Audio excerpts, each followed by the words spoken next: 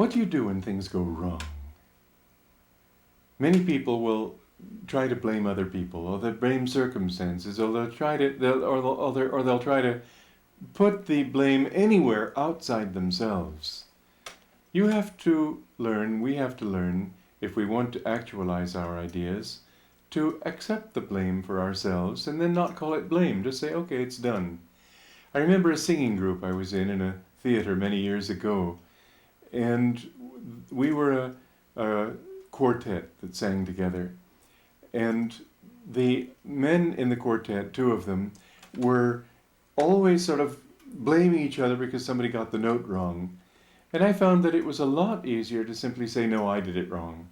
And then somebody was there to be blamed. They were all happy, and I just wanted to get on with the act of rehearsing so we could sing. And it didn't matter to me who was wrong. And I remember later somebody was saying about us as a group how disharmonious we always were. We were always blaming everybody else. And I thought, all right, let them think that. It doesn't matter. Because that too would be a means of trying to shove the blame onto somebody else. You misunderstood me, and so on. The important thing, if you want to actualize your ideas, is to do what you need to do to get the energy moving. And if it means taking the blame onto yourself, then okay, who cares? The important thing is to take it so that you can forget it and get on with it. So when things go wrong, I don't mean beat yourself and say, oh, woe is me, what a terrible thing I've done. But if you want to say, okay, I did it, never mind. Or when it really is your fault, which it could easily be too, of course, then just to say, well, I did it, but I'll just do it better next time. When we do that, we find that we can develop the strength of character within ourselves to face reality as it is. And if you want to change things, then you have to work with things as they are, not as you wish they were or as you think they ought to be.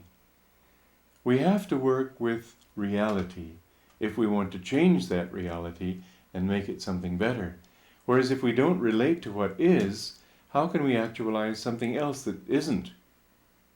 So we must learn to stand firm within ourselves and to accept for ourselves without any justification, not to affirm, oh, well, it wasn't really a mistake, not to affirm that, well, I didn't really do badly, I could have done better, or whatever it is that one comes up with in the normal pattern of human self-justification and self-rationalization. Well, it would have worked if the stock market hadn't suddenly done a nosedive that week, or whatever. There may be perfectly legitimate reasons that are objective, and there's no point, no harm in mentioning them if they aren't going to weaken you. But if they become a means of just sort of excusing your own failings, then better just say, well, never mind. I'll do better next time. I did it.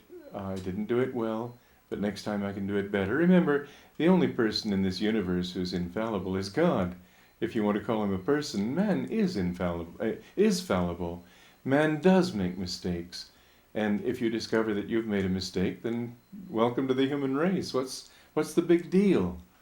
The important thing is not how many times we fail, not how many times we err, but rather that through that failure and through those errors, we come through with flying colors in the end. Very successful people are almost invariably people who have had great failures. It took those great failures to teach them lessons they needed to learn in order to grow. And those people who are afraid to fail are also people who are afraid to dare greatly.